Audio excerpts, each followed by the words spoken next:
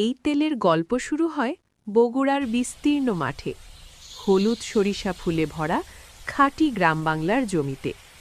সেই জমি থেকেই যত্ন করে কাটা হয় সরিষার গাছ, রোদের মধ্যে পিটিয়ে বের করা হয় খাঁটি সরিষার দানা। এরপর সেই দানাগুলো ভালোভাবে পরিষ্কার করে তোলা হয় ঘানিতে ভাঙার জন্য। গ্রাম বাংলার শত বছরের ঐতিহ্য অনুযায়ী গরু কাঁধে ঘানি নিয়ে ঘুরে ঘুরে ভাঙে সরিষা। তারপরই ধীরে ধীরে ফোঁটা ফোঁটা করে বের হয় সোনালি রঙের খাঁটি সরিষার তেল। এই তেলেই তৈরি হয় মজাদার নানা ধরনের ভর্তা। এই তেলেই আসে ঘরের রান্নার আসল স্বাদ আর ঘ্রাণ।